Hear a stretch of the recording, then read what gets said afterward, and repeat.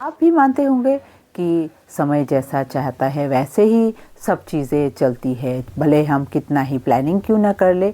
तो नमस्कार सभी को, कैसे हैं आप सब। इस समय के घड़ी के मुताबिक आज का मेरा ये जो वीडियो है वो यहीं से शुरू करती हूँ। तो समय का ही फेर देखिए, हमारे दिल के करीब बहुत ही अच्छे हमारे एक अंकल जी नहीं रहे, इस दुनिया में से चले गए। तो उनका देहांत में नहीं जा पाई, तो उनके श्राद्ध में जाने के लिए प्लान कर रही थी, पर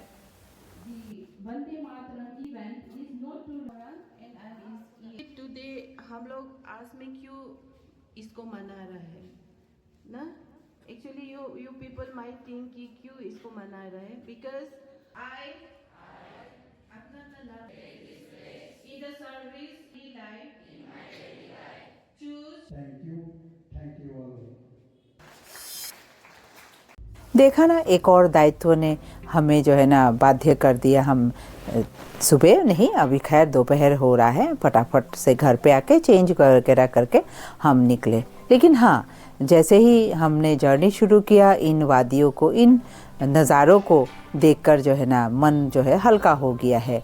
आप भी बताइएगा, आप मेरी ये वीडियो कहाँ से देख रहे हैं और आपको मेरा ये सारे नज़ारे कैसे लग रहे हैं। ये जो खासकर गेट दिख रहा है ना, ये थाईलैंड नहीं, ये अरुणाचल है और हमारा नामसाई डिस्ट्रिक्ट में ये गोल्डन पगोडा का ये गेट है। और मेरे वीडियोस को अगर आप देखेंगे ना, तो उसमें आपको ये गोल्डन पगोडा का बहुत सारे व्यूज़ आपको देखने को मिलेंगे, जो बिना खर्च किए थाईलैंड जाके यहीं पे आपको दिखने को मिलेगा। खैर, हम आगे बढ़ते हैं और अभी हम जा रहे हैं रोइंग में, हमारे जो खास अंकल है उनका श्राद्ध में। और इस बहाने ही सही, समय का ही खेल देखिए कि वो अभी नहीं रहे और कई साल हो गए। उनके परिवार से हमारा काफ़ी अच्छा जुड़ाव है। बातें करते करते अभी हम लोग जो है ना दिगारू पहुंच गए हैं। ये यहीं से राइट अगर टर्न लेंगे तो तेजू होते हुए आप डोंग तक जा सकते हैं, मतलब जहाँ पे पहला जो सूरज निकलता है अरुणाचल, वहाँ तक। और अभी हम टर्न लिए हैं लेफ़्ट की ओर, तो अभी हम जाएंगे रोइंग में।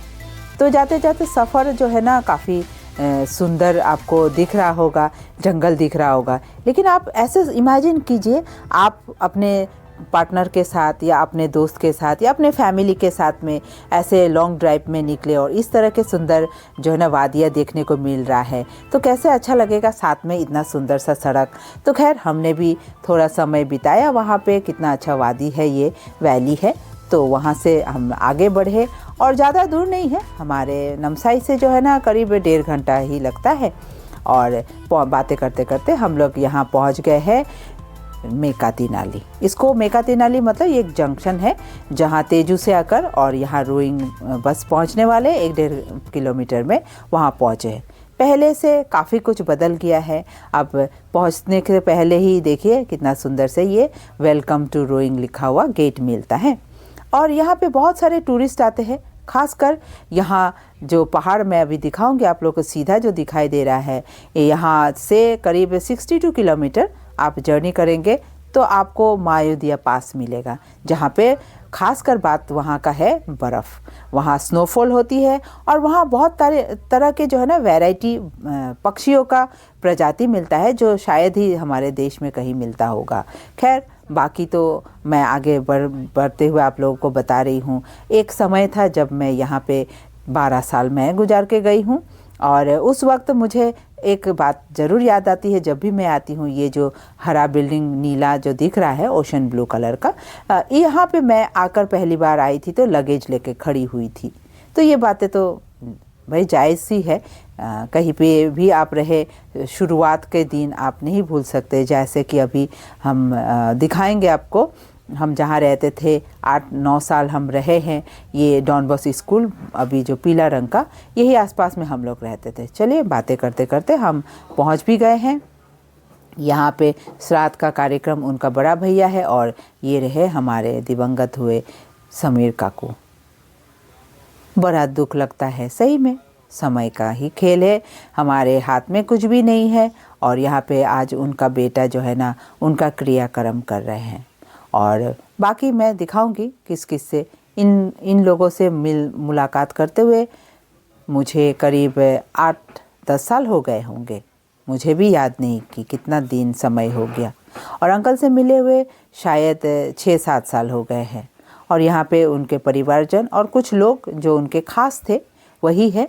और श्राद्ध में जो है ना शामिल होने के लिए उसके बहन और उनके ये रही उनकी बहन गोपा पीशी बुलाती हूँ, क्योंकि वो मुझे भतीजी कहती थी तो उनकी बहन को मैं पीशी बुलाती हूँ।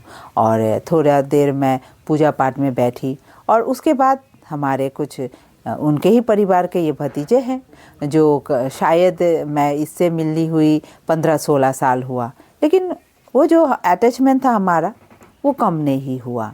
उसके बाद उनका यहाँ पे श्राद्ध का पूजा पाठ ख़त्म होता है तो सारे लोग जो है ना यहाँ पे मतलब परिवार के सब लोग उनसे भगवान से प्रार्थना करते हैं कि उनकी आत्मा को शांति प्रदान करे और उनका जो पूजा पाठ है उसमें कोई कमी हो तो माफ़ कर दे। तो इस तरह से आगे खाना पीना होता है। तो यहाँ पे खासकर ये भैया बैठे हैं, उनके आगे में बैठे वो उनके दोस्त हैं गौतम भैया, उनके बगल में जयंत दादा और फिर बगल में उनके और एक दोस्त यहाँ चश्मा पहने हुए मेरे राइट साइड में बैठे हैं अजय दा।